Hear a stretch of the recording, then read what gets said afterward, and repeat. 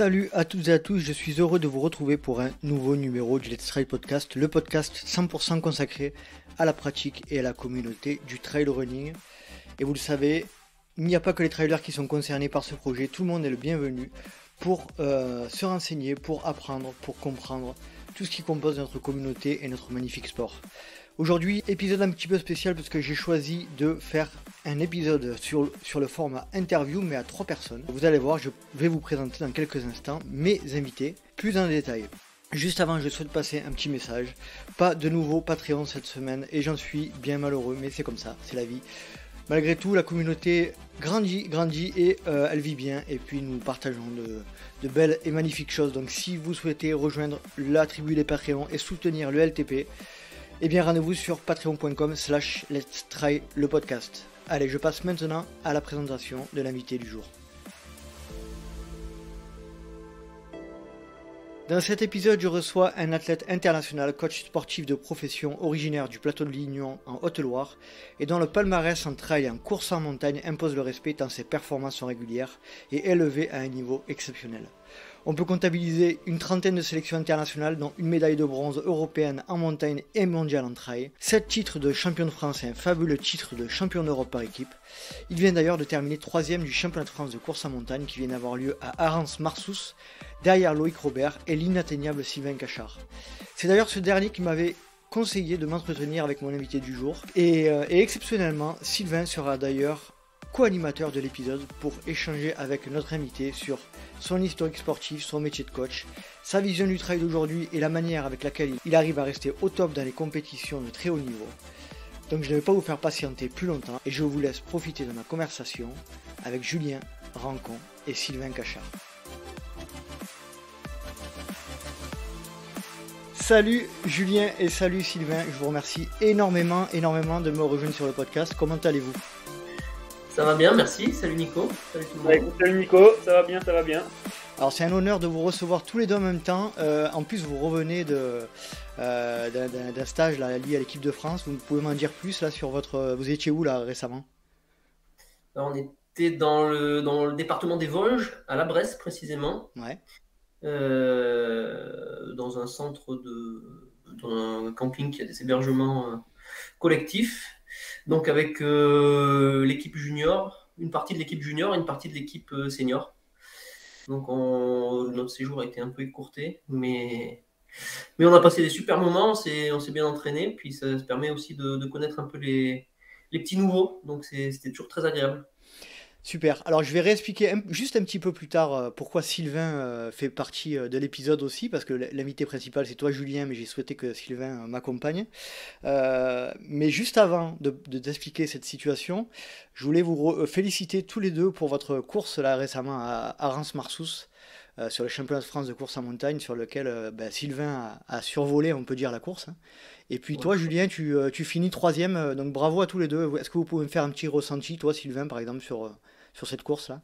Ouais, merci Nico. Écoute, c'était vraiment une course qui nous tient à cœur. Je pense autant Julien que moi. Julien te le dira, mais c'est vrai que les France des montagnes, c'est un peu le rendez-vous national en course en montagne sur des formats d'1 heure de course. Et puis c'est aussi le passage obligé pour avoir son billet pour les championnats d'Europe qui se tiendront début juillet. Donc moi j'ai été super content d'y participer. C'était aussi l'occasion à chaque fois. C'est vraiment une grande fête avec tous les amis de la course en montagne. Et voilà, de voir Juju à 41 ans et demi maintenant, encore 3ème, moi c'est des choses qui m'inspirent. Moi, tu peux me dire toutes les performances au monde qui existent, ces performances-là dans la longévité et dans l'assiduité dans la pratique qui m'inspirent le plus, quoi. Donc c'est vraiment toujours un plaisir de partager un podium avec Jus et avec voilà aussi Loïc qui fait 2. Donc c'était Loïc Robert. C'était vraiment top pour moi. Julien, toi ton retour ? Ouais, c'est toujours un plaisir en plus de retourner là-bas parce que c'est vraiment une équipe de passionnés qui organise le club des Cyclops d'Azin là. Le parcours est top, cette année la météo était top. Franchement, on a passé un super week-end, comme l'a dit Sylvain, c'est l'occasion aussi de se retrouver un peu tous, toute cette petite communauté de la course en montagne. C'est pas le club de Jeanne, ça ? Les clubs Si, d'Azin ? tout à fait. Ouais. Et de Jeanne, de Didier Zago, bien sûr. Ouais, on salue Didier et Jeanne Marguerite. Ouais, donc c'était top, quoi. Ouais, vraiment top. Et puis, bah, bon, là, même si Sylvain nous a mis une petite fessée ou une grosse fessée, bon, on est toujours content d'être sur la boîte avec lui. Et ouais, bah, moi, c'était mes 24e championnat de France. Donc, je commence à avoir un peu de bouteille là-dessus. On disait 29 sélections, ou là, du coup c'est ta 30e sélection internationale là? Ouais, c'est ma 30e en A, mais j'avais eu aussi 2 sélections en jeune, donc ça sera ma. Quel, Ça sera ma c'est Ah, vertigineux. Bravo, du rêve. bravo. Ça rend du rêve. Ouais, bravo Merci, Julien, merci. franchement, ça fait rêver. Euh, Allez, passons au vif du sujet. Pourquoi j'ai décidé de faire venir Sylvain? Alors je suis désolé Sylvain si je te mets mal à l'aise, mais bon, je vais vous rediffuser en live ce que Sylvain avait dit lors de notre échange avec Jeanne Marguerite sur toi Julien. Oh là là, j'ai horreur de m'entendre. Qui tu souhaiterais voir apparaître dans le podcast quand tu l'écouteras? Voir apparaître, c'est-à-dire. C'est-à-dire passer. Qui tu Ah, souhaiterais quand j'écouterai ton podcast, C'est ça. promis, là, t'inquiète, là, je m'y mets. Promis, promis. Non, c'est une bonne question. Fais attention parce qu'il y a beaucoup de gens qui sont passés dans le Et podcast. ouais, c'est ça. Putain, il y a plein de. J'ai vu que t'avais mis Eric Clavry aussi, qui avait fait Ouais. la traversée des Pyrénées, parce que je suis Thibaut, affreux. Thibaut est passé aussi. Ouais, Jeanne, il est passé. Jeanne, il est passé. Nicolas est passé. Putain, là, là, là, là. Julien Chaurier est passé aussi.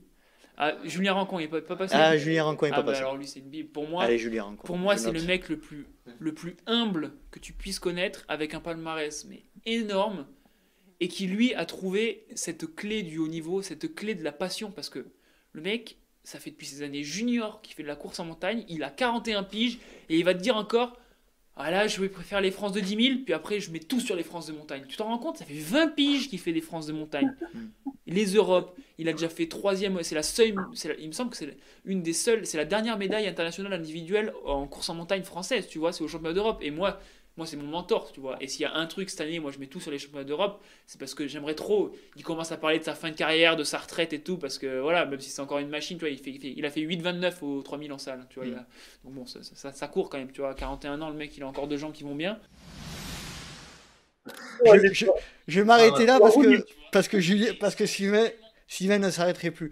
Bon, en tout Il a, cas, il a hésité un peu, mais après, une fois qu'il était parti, c'était. t'as vu, il était. Donc, Ouais, Sylvain, je le dirais, putain, Sylvain, je le dirais. désolé, mais je tenais vraiment à repasser cet extrait parce que ça m'avait touché vraiment cet extrait.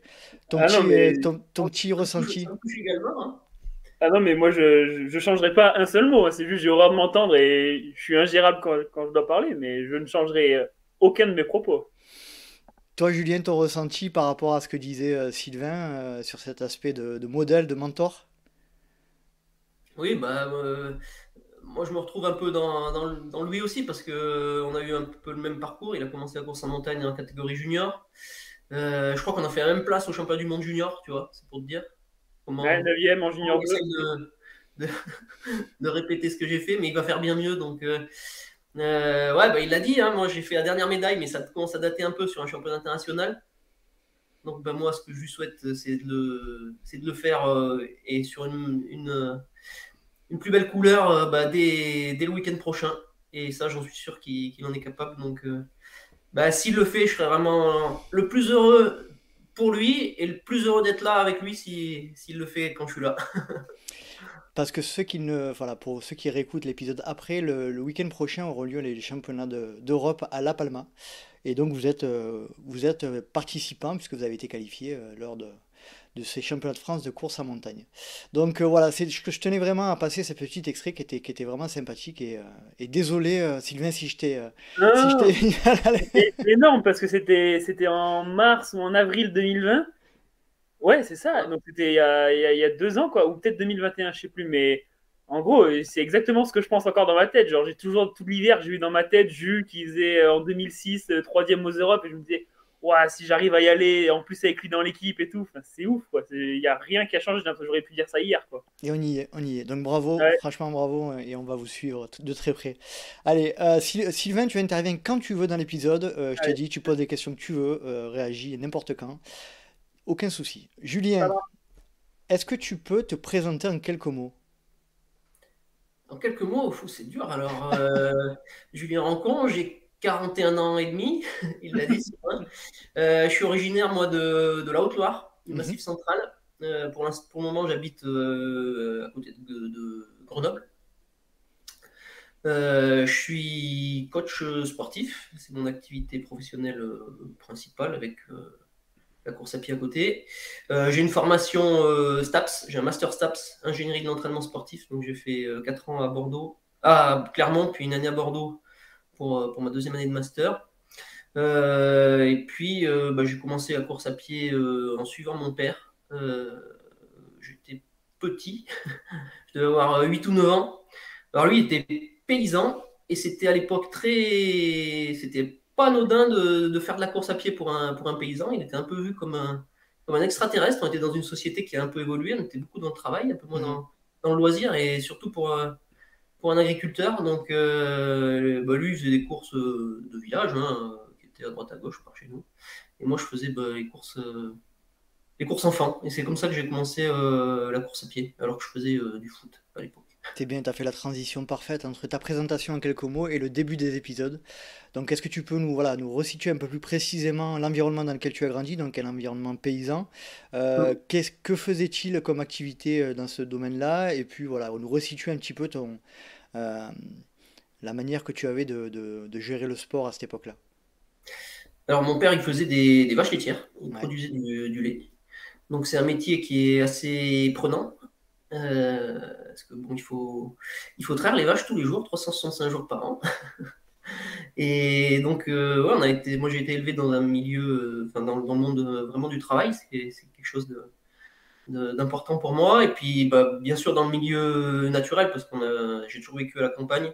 Est-ce que tu peux Euh, préciser le nom de la ville, du village ou de la ville dans laquelle tu as grandi? alors, le Parce que petit village, ça s'appelle Tence, Tence, ouais, en je connais pas. Haute-Loire. Parce que je connais pas mal la Haute-Loire. Je connais bien la région de Saint-Privat-d'Allier, Monistrol Ah ouais, d'Allier, tout alors, ça.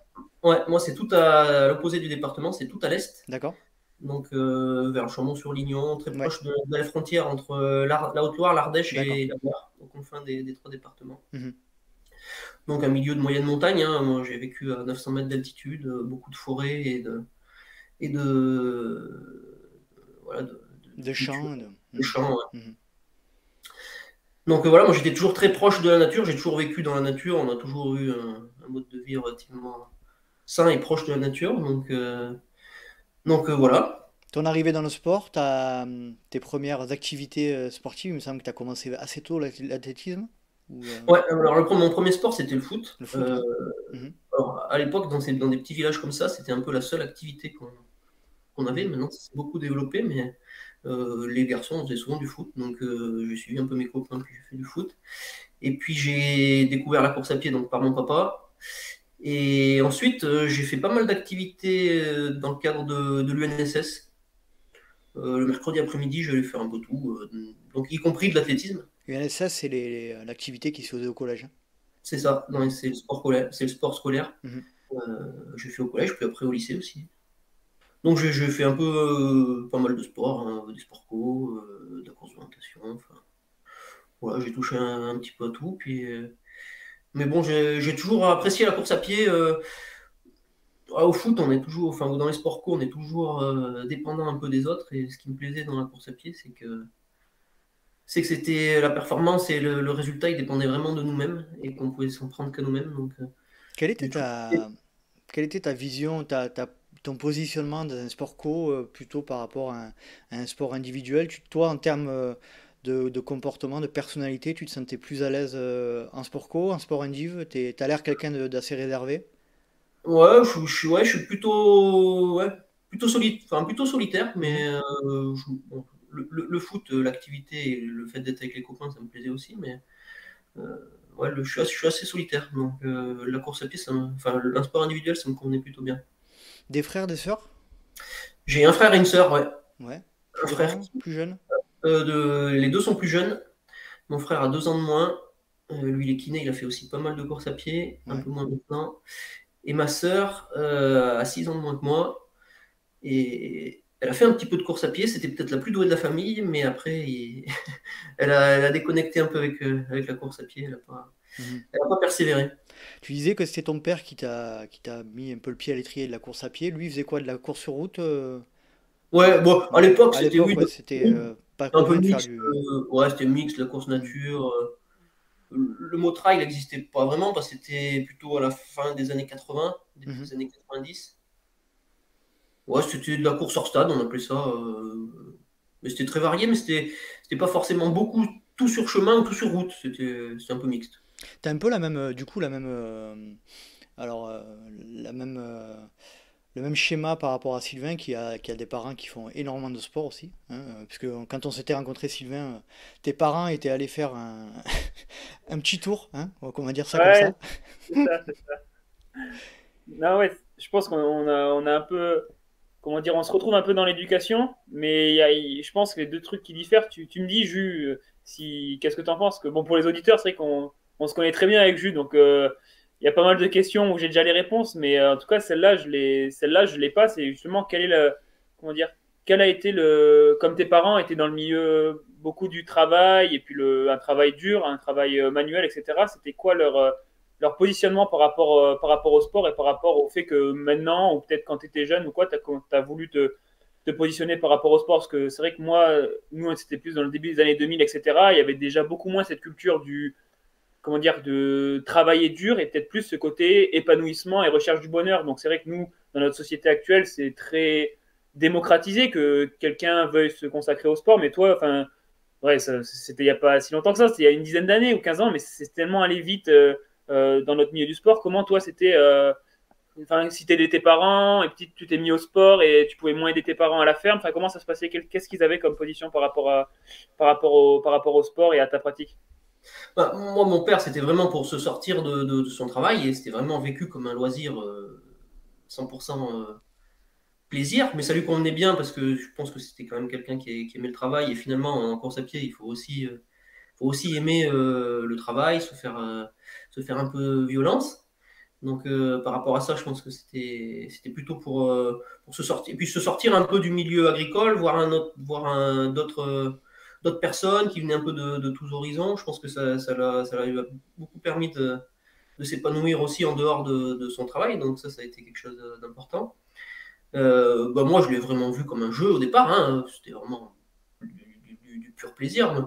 J'ai pris conscience que je pouvais avoir quelques résultats, ouais, à peu près à partir de la catégorie junior. J'étais pas le plus doué, le meilleur quand j'étais dans les catégories jeunes. Donc je l'ai vraiment pris, ouais, d'une manière de loisir. Et puis progressivement, bah, les résultats augmentent, tu te prends un peu au jeu. Donc je me suis investi un peu plus. Et puis bah, c'est une passion, donc comme toute passion, ça prend de plus en plus de place dans ta vie. Tu as envie de pratiquer encore plus, de voir un peu tout ce qui tourne autour encore plus. Donc bah, je me suis investi progressivement. Et Et ouais, tes je parents t'ont sentais toujours, vraiment. ouais, tes parents t'ont toujours soutenu, je veux dire, par rapport à leur métier, eux, ou... Ah oui, oui, oui, moi, mes parents, ils ont eu un métier difficile, donc mon père, il m'a jamais encouragé à faire le même métier que lui déjà. Ok. Donc il a toujours voulu qu'on fasse, que ce soit mon frère, ma soeur ou moi, des études, qu'on se sorte un peu de ce milieu agricole, toujours centré sur le travail, et qu'on ait aussi une vie à côté. Donc moi, mes parents, ils ont pas vécu à travers moi ce qu'ils n'auraient pas pu vivre eux. Ils m'ont toujours soutenu, mais ils m'ont jamais poussé, ou ils ont jamais eu d'intention personnelle par rapport à ça. Ça a été toujours par rapport à nous, notre plaisir et notre bonheur à nous. Et ça a été quand même important, parce qu'on voit souvent les parents qui essayent de vivre un peu à travers leurs enfants. Et là, moi, ça n'a pas du tout été le cas. Mes parents ont toujours été contents et fiers de ce que j'ai fait, mais ils ne l'ont pas montré non plus de manière Mhm. Proportionnel. expressive. Et ils nous ont laissé vivre notre vie. Et finalement, bah, je pense que. Toujours en vous donnant quand même le goût du travail, j'imagine. Par Oui, bah ça, essence. ouais. Par Oui, essence, ça, en fait, hein. oui, oui, ça c'est une valeur qu'on Mhm. a dans notre famille. Quand tu viens du milieu agricole, bon, que ce soit mon père ou ma mère, c'était des familles relativement nombreuses. Donc en plus, il y avait aussi beaucoup d'entraide à l'intérieur entre frères et sœurs, et à l'intérieur de la famille. On a toujours été ouais, très proches. Et moi, j'ai toujours donné un coup de main à la ferme jusqu'à mes 30 ans au moins. Donc ouais, on a toujours été dans cette optique-là de s'entraider aussi. Et ça, Tu c'est disais quelque tout à chose. l'heure, vas-y, finis, excuse-moi, vas-y. Non, c'est juste quelque chose qui est important et Mhm. l'entraide et la solidarité, c'est des valeurs qu'on a eues depuis notre enfance. Mhm.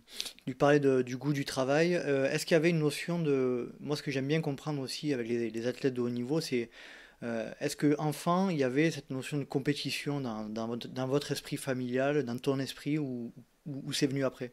Comme... Dans ma famille, pas tant que ça, je Ouais. dirais. Mais moi, oui, quand même. J'ai toujours bien aimé challenger au foot. Voilà, j'aimais bien gagner. À l'école, j'aimais bien aussi être dans les premiers, tu vois, que ce soit dans les matières où j'étais le plus à l'aise ou en sport. Mais je suis pas sûr que ça vienne plus que ça de mon éducation. C'est peut-être plutôt le tempérament Mhm. un peu inné. Perfectionniste, peut-être? Assez perfectionniste, ouais. Mhm. Nous, quand on fait plutôt les choses en entier, quoi. On fait pas les choses en entier.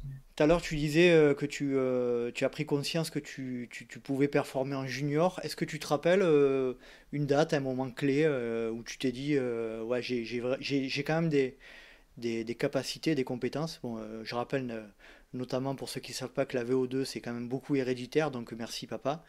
Euh, Est-ce qu'il y a eu un moment où tu t'es dit, voilà, je vais peut-être faire quelque chose et c'est vraiment, je suis doué là-dedans. Bah ouais, en catégorie junior. Alors la première année de ma première année junior, j'ai pas eu de sélection, mais j'avais fait 7e au championnat de France. Et là, je me suis dit, ah bah oui, l'année prochaine en junior 2, j'aurais quand même j'aurais mes chances d'être sélectionné. En plus, j'avais eu un très bon copain à moi qui avait été sélectionné 2-3 années avant. Donc ça m'avait motivé, je le voyais, puis bon, je me disais peut-être que je peux atteindre son niveau à lui. Donc la première année junior, j'ai commencé à y croire un peu, puis la deuxième année junior, bah, quand tu le fais vraiment, c'est ça le déclic en fait. Hein. C'était comme un gosse. Et là, tu étais plutôt quoi, en athlé piste, en quoi, en demi-fond, Là, je faisais un peu tout. Ouais. Je faisais cross l'hiver, je faisais un peu de piste au printemps, Mhm. un peu de route. Puis la course en montagne, j'en faisais pas beaucoup quand même hein, dans l'année. C'était 3-4 compétitions, pas plus. Hein, mais c'est toujours ce vers quoi enfin, c'est ce qui m'a le plus attiré. Et puis finalement, bah, en plus, quand tu as des résultats dedans, ça te conforte dans ton choix. Donc, ouais, bah, le déclic, c'est la première sélection junior. Hein, ça, c'est sûr que. Et, et à ce moment-là, du coup, tu faisais un entraînement spécifique. Enfin, quand tu étais en junior, tu faisais un peu un entraînement athlétisme traditionnel et tu faisais juste 2-3 entraînements spé avant les grandes échéances en course en montagne, ou tu faisais un entraînement comme nous, on peut voir maintenant certains juniors déjà spécialisés en course en montagne. Tu gérais comment, ou tu n'avais pas vraiment conscience de l'entraînement, c'était un peu la sensation? Si, moi, je me suis toujours intéressé à l'entraînement. Je faisais mes propres fartleks dès que j'étais cadet. Donc, mais mon entraîneur à l'époque, c'était plutôt un entraîneur d'athlètes traditionnels. Donc, C'était un club, l'entraîneur? ouais, c'est un entraîneur de club. Mhm. Alors, j'ai eu dans un premier temps, quand j'étais jusqu'en junior 1, quelqu'un qui s'appelait Jorafier, qui était entraîneur au club du Puy-en-Velay. Donc lui très, très attelé et il m'a donné des super bases et ça je le remercie encore aujourd'hui parce que travaillait beaucoup la puissance aérobie, la vitesse, tu vois, des habiletés motrices Mhm. techniques et ça me sert encore aujourd'hui donc ça a été hyper important. En junior 2 après donc, je suis rentré à la fac à Clermont donc là j'ai changé d'entraîneur. C'est un entraîneur qui s'appelle toujours Philippe Guilbault qui m'a entraîné aussi, toujours un entraîneur d'athlète qui a été très fort sur 1500 mètres. Donc lui, il a continué à développer un peu ses qualités de puissance aérobie et de vitesse. Et puis, donc ça, c'était l'entraînement que je suivais à l'année. Et en effet, c'était vraiment à l'approche des compétitions de course en montagne que je me spécialisais un petit peu. Et là, alors j'essayais de faire un peu ma sauce. Et puis j'avais donc mon ami qui avait été sélectionné quelques années avant, qui me donnait deux, trois conseils. Mais l'entraînement, c'était relativement sommaire. Hein. On avait peu de notions sur la course nature, donc on essayait de faire un peu aller enfin, avec l'expérience et ce que faisaient aussi les autres, mais c'était beaucoup moins structuré qu'aujourd'hui. On avait beaucoup moins de connaissances scientifiques par rapport à aujourd'hui. Donc c'était beaucoup plus ponctuel. Je ne faisais pas une préparation spécifique. Toi, du coup, tu disais que tu faisais tes entraînements un peu tout seul. C'était quoi tes ressources internet, bibliographiques tu allais piocher où? Ouais, ouais, bon, moi j'ai beaucoup d'échanges avec soit des athlètes, soit d'autres entraîneurs. Et donc mon premier entraîneur était aussi très pédagogue, donc il nous expliquait beaucoup comment ça fonctionnait, de quelle manière lui fonctionnait, comment il voyait la chose. Donc j'ai beaucoup appris avec ça. Et puis après, quand je suis rentré à la fac au STAPS, donc là j'ai commencé à acquérir un peu plus de connaissances scientifiques. Et donc ça m'a permis de structurer un peu mieux mon entraînement et d'élaborer moi-même mes propres séances. Staps, du coup, on a bien compris que dès le début, là, dès le début de ta pratique, tu avais un énorme intérêt pour l'entraînement, j'imagine la compréhension théorique aussi de tout ça. Donc forcément, Staps, c'est ce qui semblait logique pour toi. Voilà, est-ce que tu peux nous expliquer aussi quelles sont les autres raisons qui t'ont poussé à aller vers ce domaine de la transmission? Parce que quand on va vers Staps, c'est vraiment pour ça en règle générale. Ouais, alors moi en plus, je suis pas allé du tout vers STAPS pour faire prof de PS. Hein, je le savais en rentrant en STAPS que je voulais pas faire ça.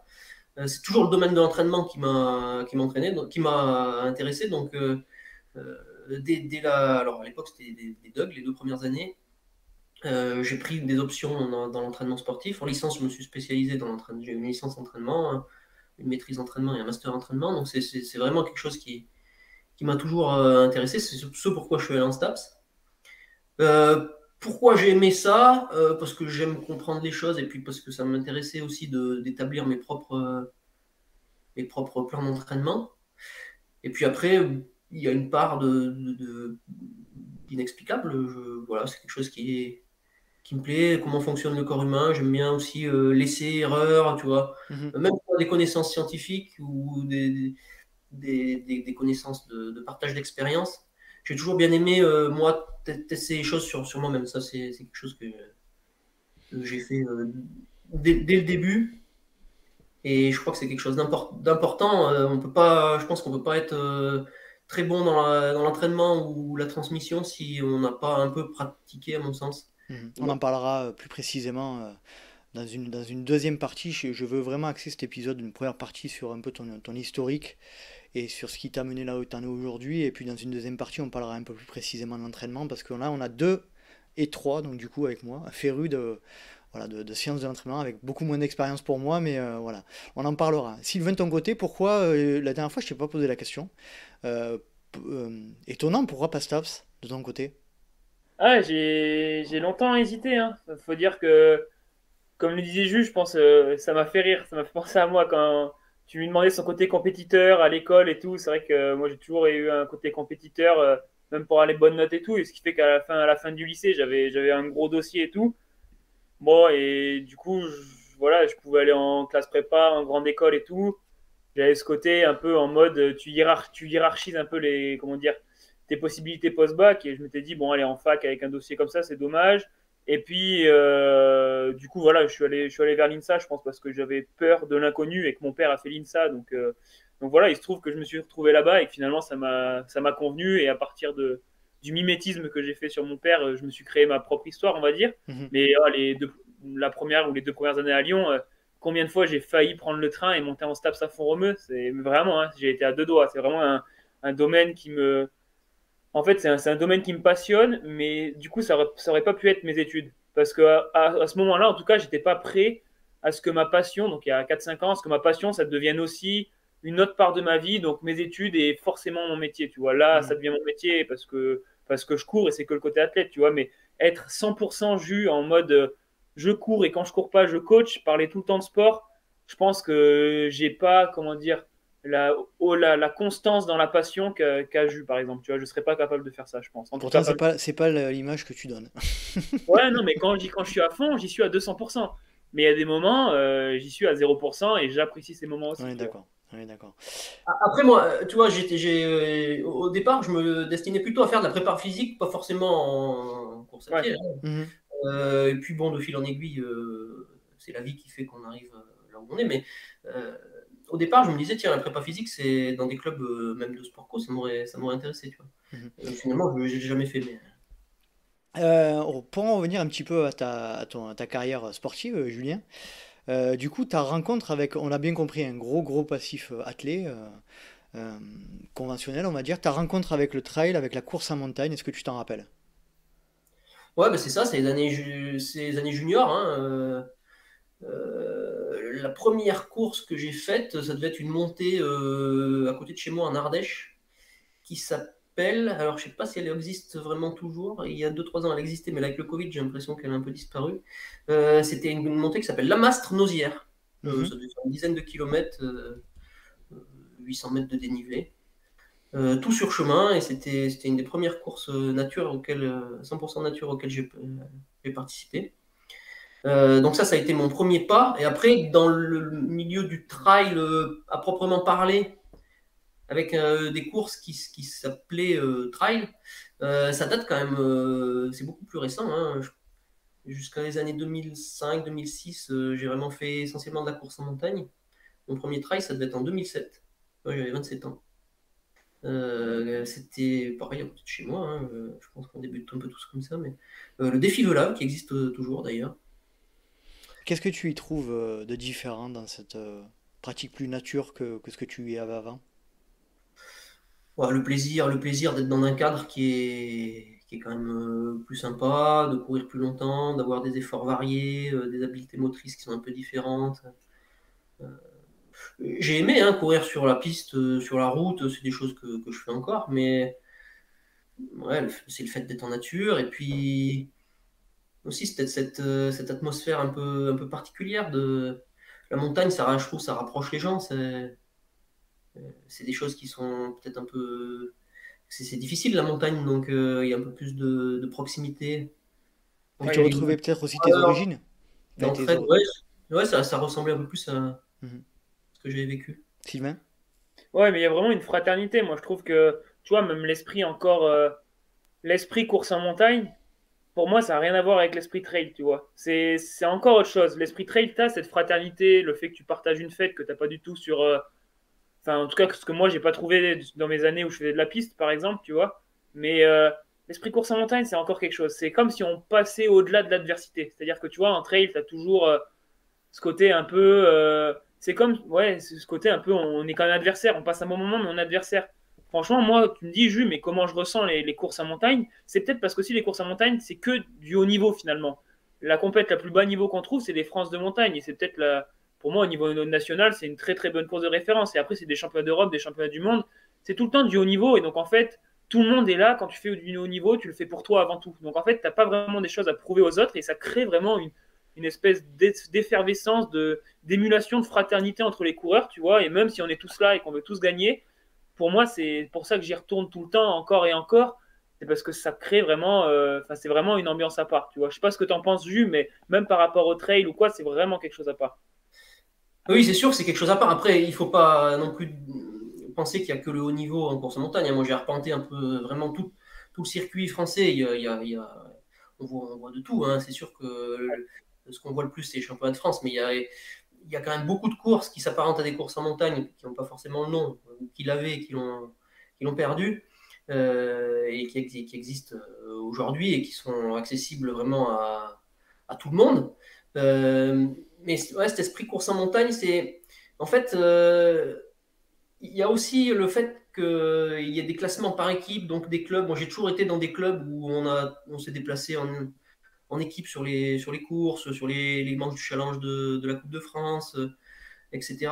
Et du coup, ça crée un peu une communauté qui est alors peut-être un peu restreinte parce qu'il y a moins de monde qui pratique. Plus fermé? Ouais, je dirais pas plus fermée, mais elle paraît plus fermée de l'extérieur parce que les gens ne connaissent pas, mais je pense que tout le monde peut venir, ça, il n'y a aucun doute là-dessus. Et les gens qui ne connaissent pas et qui viendraient sur des courses comme ça, je suis quasiment sûr qu'ils apprécieraient l'atmosphère et l'ambiance. Est-ce que c'est pas un peu un mix entre... j'ai peut-être une énorme bêtise après, parce que je vous avoue sincèrement que ma connaissance du milieu de la course en montagne à proprement parler est plus limitée que celle du trail. Est-ce que c'est pas un peu un mix entre la mentalité alpi et la mentalité trail? Je ne connais pas suffisamment le milieu de l'alpinisme et de la compétition en alpinisme mais sûrement un peu, parce qu'il y a de la fraternité.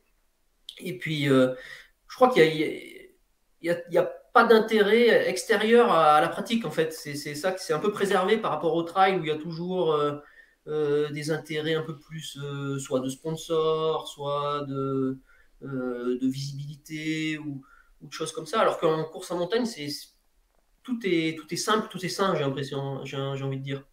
Il y a pas de, enfin, tout le monde le fait vraiment que pour lui et pas dans un intérêt autre que le plaisir et le partage, quoi. Donc, c'est un peu ce qui fait la différence. La course en montagne, c'est un peu le trail d'avant, quoi. Ouais, bah, en trail, oui, aussi. Il y a des courses où il y a cette atmosphère-là, mais Oui, ça bien devient sûr. tout de suite un peu plus. Ouais, des comportements un peu plus déviés par des facteurs extérieurs. Par l'environnement. Hein. L'environnement. Ouais, l'environnement, je te dis, Hmm. l'équipement, par exemple, en course en montagne, c'est tellement simple. Tu as une paire de chaussures, un short, un débardeur, tu vas courir. Euh, voilà, puis ouais, il y a pas cet aspect matériel qu'on peut retrouver un peu en trail. Donc, je trouve que ça simplifie un peu les choses.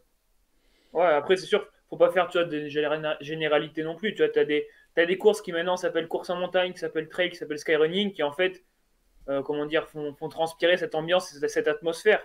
D'autre part, qu'après, tu as des trails qui sont greffés et qui sont peut-être un peu plus nouvelle génération, avec beaucoup d'exposition, de visibilité et tout. Mais tu vois, en tout cas, cette atmosphère, elle est intacte, et que ce soit de la course en montagne, skyrunning, du trail.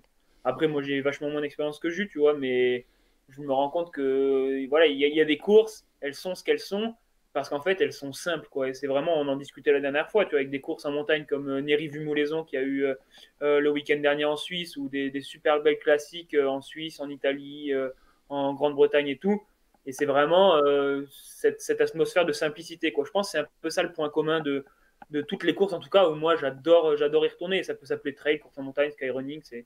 Après, voilà, c'est courir en montagne et passer un bon moment et se dépasser, quoi. Julien, du coup, alors on le disait, bon, palmarès, si je commence à le citer maintenant, j'ai fini demain matin. Euh, C'est pas quand même. Hein. bon. Est-ce que tu peux, alors, ça va être assez compliqué, nous donner quelques moments clés de ta carrière jusqu'à aujourd'hui? Deux, trois moments clés. Ouais, je vois Sylvain qui se marre parce que Je me souviens d'une vous séance. raconter deux, trois épisodes. Et je pense qu'à des moments, je l'ai même saoulé tellement il en avait marre. Et, Ça fait 5 ans qu'il me raconte tout ça. Oh, jeune, tu t'en souviens? non, les moments clés, bah, c'est ouais, ma première sélection en 1999 en junior. Ça a été la première étape. Euh, je crois qu'on était un peu moins mature à l'époque quand on passait de la catégorie junior à la catégorie senior. On voyait un gros gap. On se disait, oula, c'est encore vraiment le stade au-dessus. Donc, c'est pas qu'on avait peur de ne pas y arriver, mais on se disait, bon, il y a le temps. Hein. On n'a pas encore le niveau. Donc, après, la deuxième étape, c'est la première sélection en senior. Et ça, c'est quelque chose d'important parce que c'est pas systématique. C'est pas parce que tu es un bon junior que tu vas passer le cap en senior. Et ça, t'as toujours un peu, avant de le faire, tu as toujours un peu le doute d'en être capable. Donc ça, moi, je ne l'ai pas réussi pendant mes 3 années de catégorie espoir. J'ai pas eu de sélection en senior. Mais la première sélection senior, c'était en 2003. Donc, euh, ma première année senior, quand je suis sorti des espoirs. Et puis là, c'est un peu le monde supérieur. Alors, autant les seniors, quand tu es junior, tu les vois un peu comme tes idoles, tes références. Là, tu te dis, ah bah oui, finalement je suis avec eux, quoi. Et puis, en plus, ça a toujours été, moi, quand je suis arrivé en senior, c'était une génération qui commençait à passer un peu la main aussi, un peu comme ce qu'on vit aujourd'hui. Et du coup, j'étais assez proche de ces anciens, entre guillemets. Et ouais, ils m'ont beaucoup appris, j'étais très heureux de partager ces moments avec eux. Ils ont été beaucoup dans l'échange et ça a été aussi un des moments importants pour moi. Et puis après, bah, les grands moments, c'est bah, la médaille au championnat d'Europe en 2006. Parce que d'une part, je m'y attendais pas vraiment. Ce n'est pas quelque chose que j'avais vraiment envisagé auparavant. Je pensais pas que ça allait arriver si vite, en tout cas. Et puis après, quand tu le fais une fois, tu as envie de le faire plusieurs fois. Puis finalement, bah, tu es souvent proche, mais j'y suis jamais de nouveau arrivé. Et puis après, bah, il y a des moments importants. Ça a été le titre par équipe au championnat d'Europe en 2017. Ça, par contre, on a mis vraiment beaucoup de temps. parce que les Italiens ont été les grands dominateurs des années 2000-2010 sur les championnats internationaux. Ils ont raflé quasiment toutes les médailles. Et nous, on a souvent bataillé. On a souvent été pas loin. Mais jusqu'à 2017, on l'avait jamais fait. Et ça a été vraiment peut-être un des plus beaux moments de ma carrière parce que c'était aussi avec des gens que j'appréciais, Didier Zago, Manu Messa, des gars qui le méritaient, quoi, et Fabien Demure. Ça n'a pas été, hop, des gens qui débarquaient et puis qui finalement ils obtenaient une médaille. Je crois qu'on avait été les grands acteurs des 10 dernières années et je pense, bon, sans nous jeter des fleurs, mais je pense qu'on était ceux qui le méritaient le plus. Donc ça a été vraiment un grand moment, quoi. Et puis après, bah, ça a été un peu aussi le début de la fin de notre génération. Donc après, Sylvain y était en 2017 d'ailleurs. Ouais, moi, j'en reparle, j'ai encore les frissons partout sur toutes les gens. C'était un énorme moment de sport pour nous, petits juniors, qui regardions ça avec nos yeux de 18-19 ans. Là, on était scotchés, quoi. Esbloyo. Et là, donc, ça a été un peu l'étape, voilà, les juniors qui arrivaient et qui aujourd'hui percent au niveau senior. Donc, voilà, je pense que c'est un peu la dernière étape, moi, de ma carrière, en tout cas. On voit que... Vas-y Sylvain, si Ouais. tu veux. Tu t'as pas oublié une petite médaille sympatoche aussi en 2000? Ah oui, bah après, il y a en trail, mais Ouais, bah, ça compte pas, voilà. c'est un champion du monde, ça compte pas. Si, ça compte, bien sûr. Hein, mais là, c'est vrai que j'étais un peu plus focalisé sur le Ouais. 100. Mais oui, il y a eu 2013, ma première médaille internationale Ah oui. en trail, médaille de bronze. Même si on n'avait pas réussi à gagner l'or par équipe, ça avait été un petit peu le regret de cette course-là. Même si c'est pas un gros souvenir en termes de parcours et parce que c'était des tours au Pays de Galles, bon, c'était pas le plus beau championnat. Mais bon, le côté sportif, ça a quand même une grosse importance pour moi, donc ça reste un grand moment. Et puis 2019, ouais, médaille d'argent avec le titre par équipe. Et là, ouais, c'était peut-être un peu l'apothéose de ma carrière internationale. C'est des médailles internationales, c'est pas facile à avoir. Et bon, maintenant j'en ai 3 individuels, plus beaucoup par équipe, même si on retient beaucoup le titre de 2017, et le titre de 2019 en trail par équipe également. Mais ouais, c'est des grands moments, surtout quand ça se passe bien avec les copains.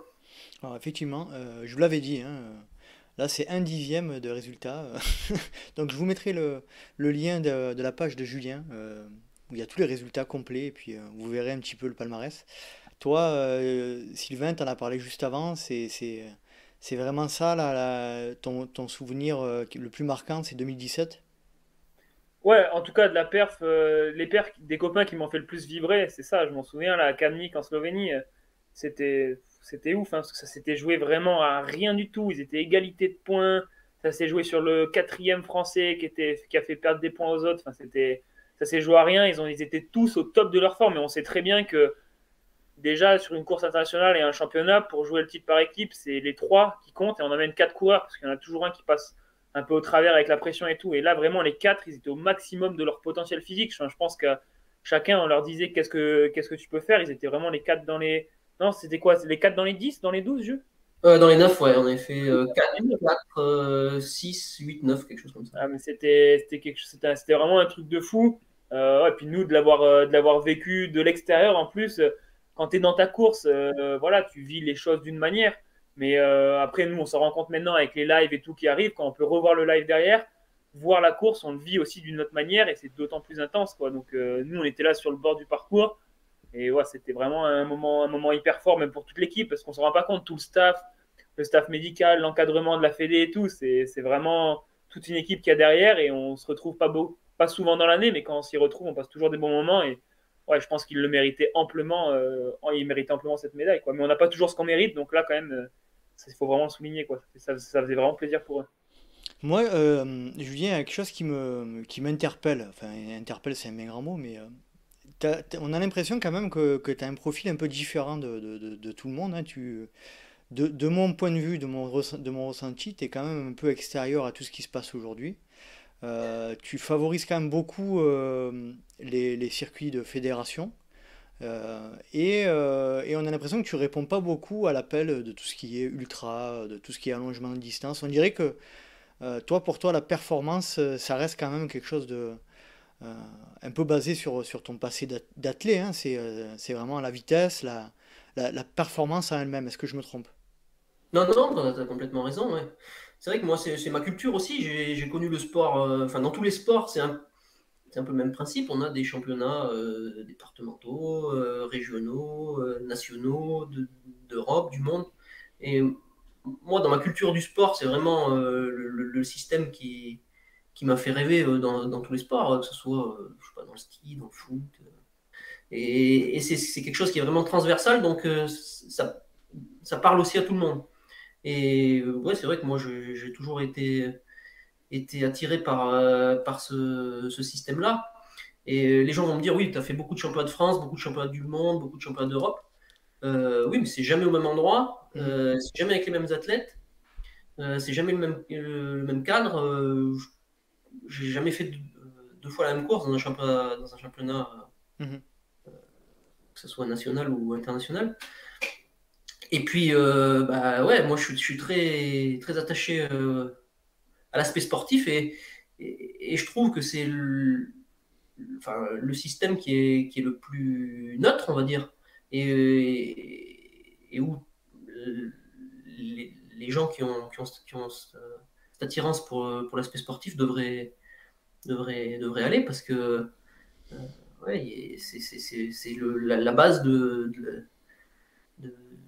du sport de compétition, quoi. Donc, Mhm. ouais, c'est quelque chose qui m'a toujours attiré. Puis, je vais je le disais l'autre jour au junior, j'ai vécu 30 sélections, des championnats de France, j'en ai fait 24. J'ai aucun mauvais souvenir, j'ai que des bons souvenirs. Souvent on dit, oh ouais, mais c'est la Fédé, machin. Ouais, peut-être que c'est pas parfait, c'est parfait nulle part, mais euh, moi j'ai vécu que des bons moments, et ça, quand tu vis des bons moments, bah, tu as envie d'y retourner, et c'est aussi ce qui m'y fait retourner. Tu vois un peu où je veux en venir, j'imagine. On voit bien aujourd'hui que le trail et la course alors un peu moins la course en montagne, on en parlait juste avant, mais le trail est en train de se transformer vraiment fondamentalement. De mon point de vue, là encore une fois, ça n'engage que moi, mais il y a deux mondes qui se créent, hein, le monde un petit peu fédéral et le monde des circuits privés.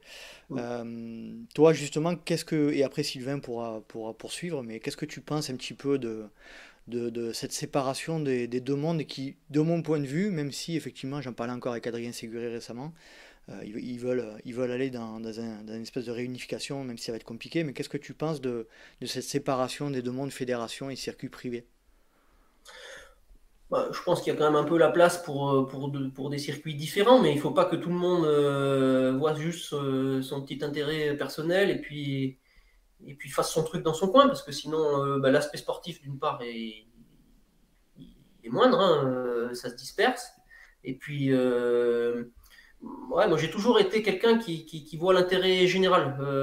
Et je pense que malgré tout, l'intérêt général, il est dans le circuit des fédérations, parce que comme je disais tout à l'heure, elles ont beaucoup de torts, elles ont beaucoup de méconnaissances, il y a plein de choses qui ne vont pas. Mais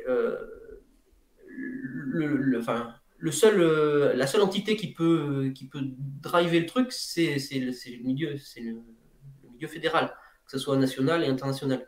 Euh, il y a plein de circuits à côté qui sont très intéressants, y compris sportivement, mais l'intérêt, il est souvent autre que l'intérêt général, même si on essaye de vous le faire croire.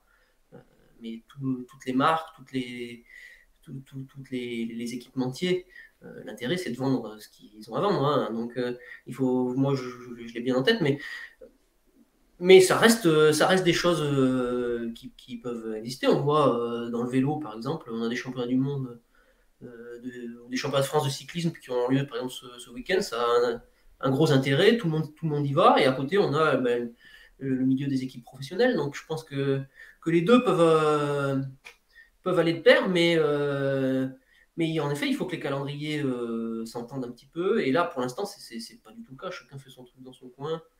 Et même si il y a des appels du pied de la fédération, notamment Adrien, qui a quand même une supervision du truc pour essayer de bien combiner les différents circuits, ça reste encore très sommaire. Après, moi, j'ai pas de jugement. Chacun va sur les circuits qu'il préfère. Moi, je vais là où j'ai envie de, de performer ou de voir les courses. J'ai fait des circuits, des Golden, j'ai fait la Coupe du Monde de course en montagne. Toi, on a Voilà. l'impression quand même que tu es quand même beaucoup drivé par le niveau de compétitivité quand même. Oui, oui, complètement. Moi, je vais pas sur une course pour découvrir, pas spécialement pour découvrir le paysage. Si je veux découvrir le paysage sur une course, j'y vais quelques jours avant ou j'y retourne en vacances. C'est vrai que ah ouais. C'est bon. Non, mais chacun après, il y en a qui ont un Ah, aspect je suis sûr, compétition. Moi, j'ai une vision très compétition. Donc quand je vais sur une course, alors si c'est un parcours super et qu'il y a un niveau sportif élevé, c'est le top. Mais tu vois, j'ai fait par exemple du 3000 en salle.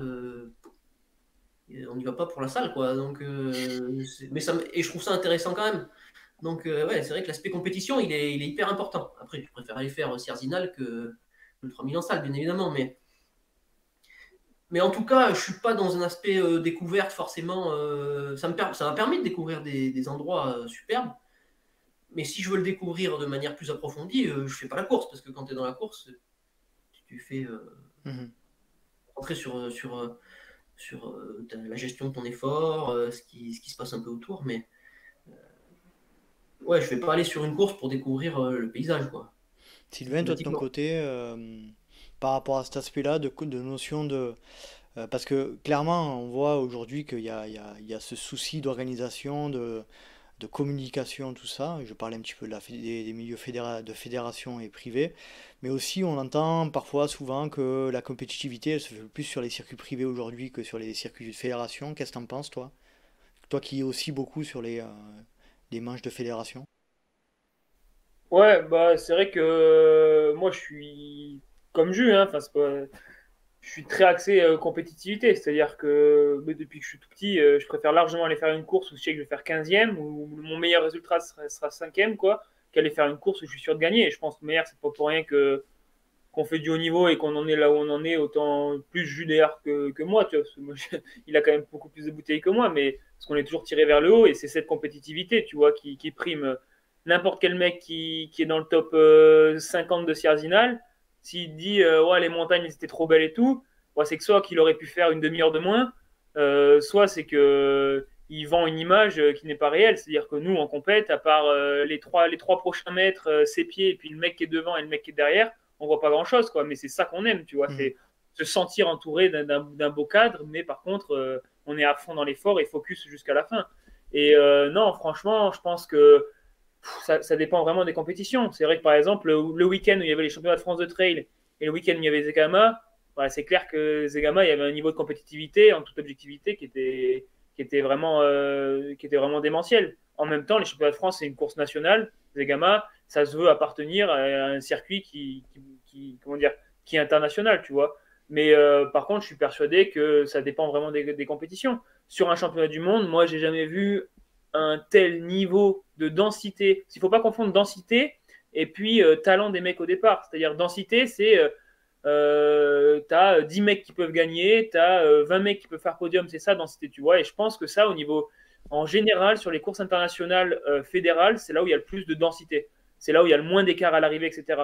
Mais sur des mondiaux de montagne, moi, c'est les courses ou les mondiaux de course en montagne, c'est là où j'ai vu un plus gros niveau de compétitivité qui a jamais été, qui a jamais été, que j'ai jamais vu en fait, tout simplement parce que c'est le seul niveau, c'est le seul endroit où les Africains, les Ougandais, les Érythréens, les Kenyans viennent. Donc déjà, les mecs qui sont là, ils font moins d'une heure au SMI. Bon, tu sais que sur une course de côte, déjà, si tu es à moins de 3 minutes sur une heure, tu as fait une sacrée perf, quoi. Donc voilà, mais après, sur des formats type Golden, sur des 30, 40 km et tout, c'est sûr que pour l'instant, il n'y a pas une course fédérale, même un mondial, qui est au niveau de la meilleure manche des Golden, et ça, il y a plus de compétitivité. Après, est-ce que c'est parce que ça appartient au Golden? Je suis pas sûr. Tu vois, si tu vois des courses comme Sierzinal, comme Zegama, ça a attiré énormément de monde et énormément de compétition avant que ça appartienne au Golden. Mais eux, voilà, ils communiquent d'une telle manière que ça, comment dire, ils soufflent sur les braises qui étaient déjà présentes. Donc Mhm. forcément, ça fait un grand brasier et un grand vivier de coureurs, quoi. Sierzinal, c'est 89, non? Je crois. La création? Ouais, non? Je dis pas de bêtises. Plus 74. avant. 74. Pardon. J'étais loin du compte. On va passer. Bon, merci pour vos retours, c'est cool. On va Mais passer. après, moi, si Vas-y, je peux Julien. juste revenir Vas-y, 2 secondes. vas-y. Moi, là, c'est sûr que mon rêve, ce serait que tout le monde soit tous les meilleurs soient sur la même course. Et ça serait. Enfin, même si ça en arrange certains que le niveau se disperse, moi, c'est pas du tout mon cas. Moi, je préférerais que tout le monde soit sur la même course et qu'on puisse dire, ouais, bah là, c'était le top niveau, il peut pas y avoir mieux. Alors que là, on a toujours un peu le doute. En effet, il y a beaucoup de courses qui sont proches et de grosses courses qui sont proches, et du coup, ça dilue, mais c'est pas de notre ressort, en tout cas, en tant qu'athlète. Nous, en tant ouais, on cherche juste à aller.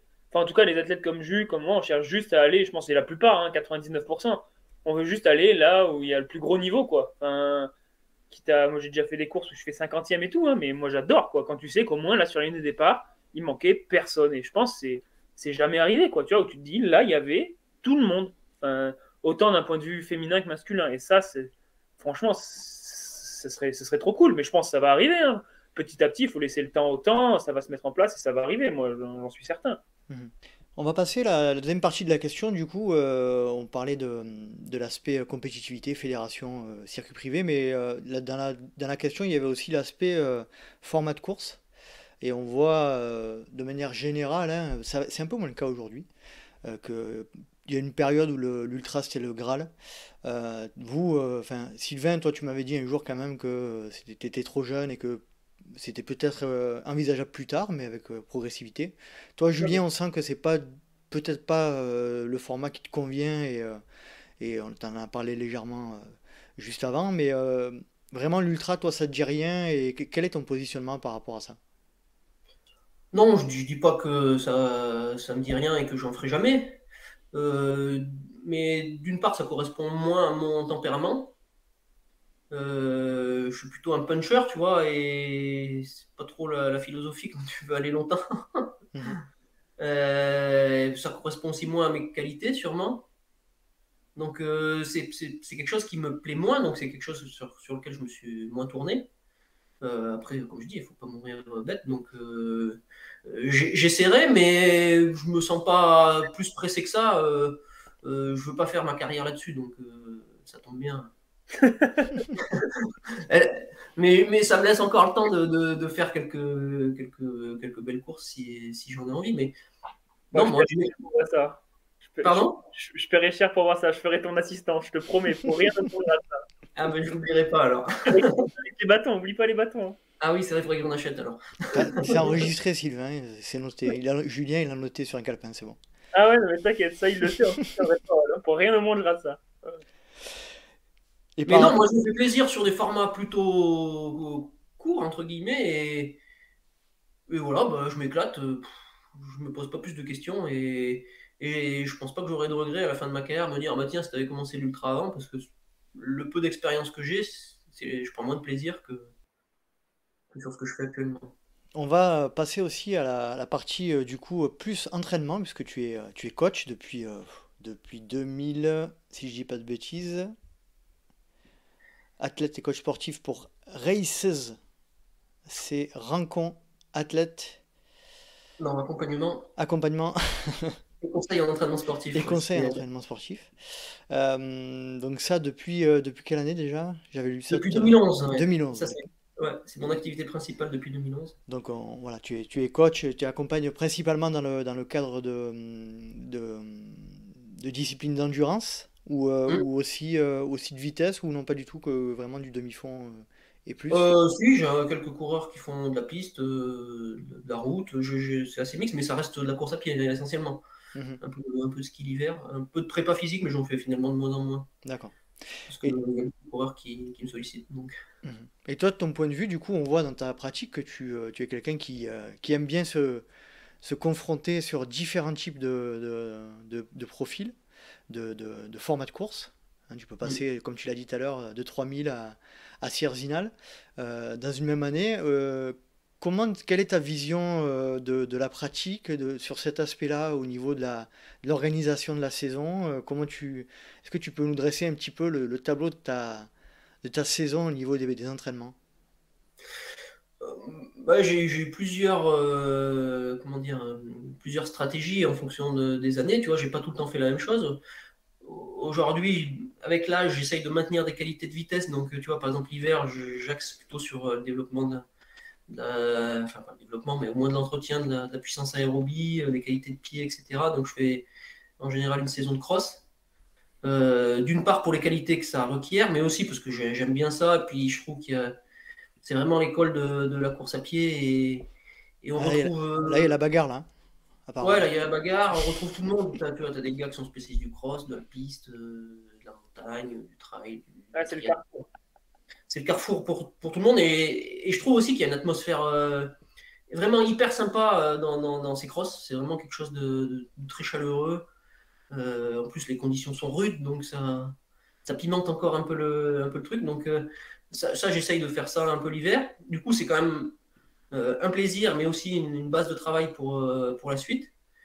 Et puis après, ça va dépendre un petit peu si j'ai des objectifs plus ou moins longs en termes de format. Voilà, ça va différencier un peu ma saison. Cette année, j'ai pas fait de long en début de saison. Tu vois, je me suis vraiment concentré sur les formats courts, donc beaucoup de puissance aérobie. J'essaye d'entretenir ces qualités, parce que c'est les qualités qui baissent en premier avec l'âge. Puissance aérobie, puis la force et la puissance musculaire. Et Donc ça, j'essaie la vraiment d'entretenir. sarcopénie, n'est-ce pas? Ouais. Et après, il y a eu des saisons où j'ai fait l'inverse, hein. J'ai fait beaucoup de travail en début de saison pour avoir une grosse base foncière quand j'étais plus jeune. Et puis après, je m'orientais sur des formats un peu plus courts, plus dynamiques, avec plus de puissance musculaire et puissance aérobie.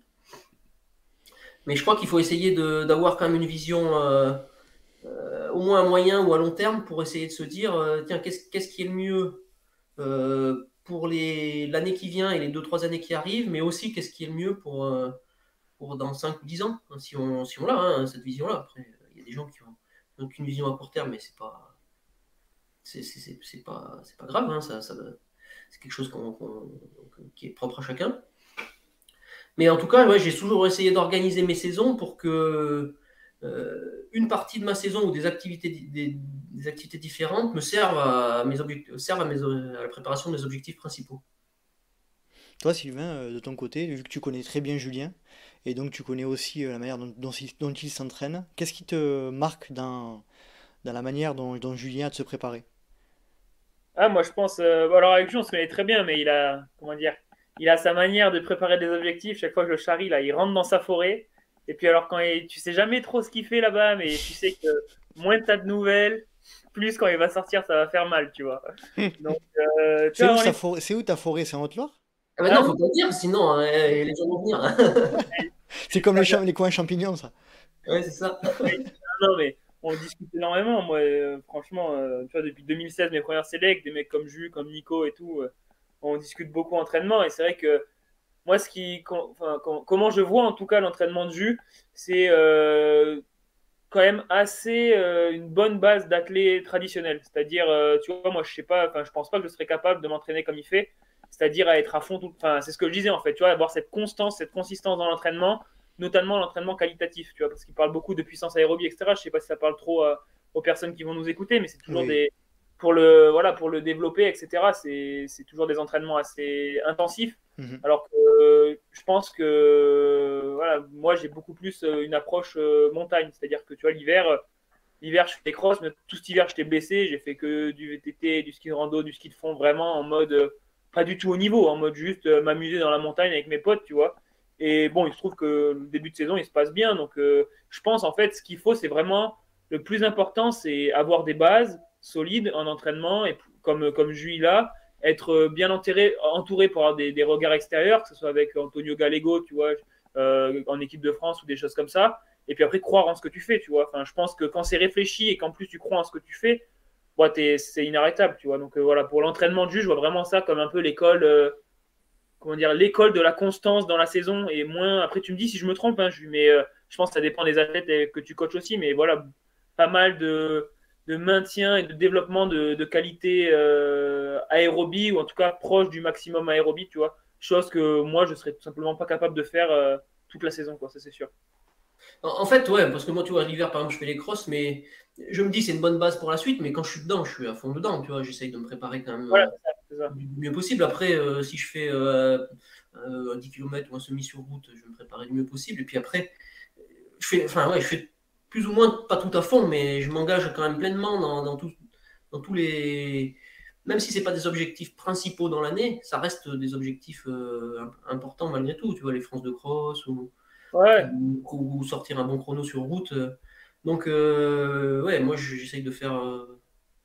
De me donner les moyens à chaque fois de performer, même si ce n'est pas des objectifs principaux. En tout cas. Là où c'est impressionnant, je trouve, c'est comment enfin, arriver à trouver une constance dans pour moi, c'est de la très haute performance, hein, faire huitième sur un Cirzinal ou sixième, enfin, euh, arriver à avoir ce niveau de performance et être constant à ce point, c'est là où c'est impressionnant. Quel est, alors tu vas pas nous donner ton secret spot pour l'entraînement, mais tu peux nous donner peut-être un ou deux petits conseils par rapport à ta pratique dans justement le fait que tu arrives à rester à un niveau de performance qui est aussi élevé. Bah, moi, ce qui me maintient, c'est la passion. Donc la passion, c'est aussi de varier les. Je pense que si j'avais fait que de la course en montagne, que du trail ou que de la route, j'en serais pas là aujourd'hui, mais je pense que j'ai une ouverture d'esprit un peu large, au au moins dans la course à pied en tout cas. Donc ça m'a permis de faire des choses différentes et c'est ce qui m'a permis de garder cette motivation et de me remettre des challenges un peu différents à certains moments, sur des périodes de l'année ou même sur des saisons complètes. Et ça c'est ce qui me permet de garder la flamme en fait. Et puis après, je pense que j'ai toujours essayé la clé, c'est aussi de bien cycler son entraînement.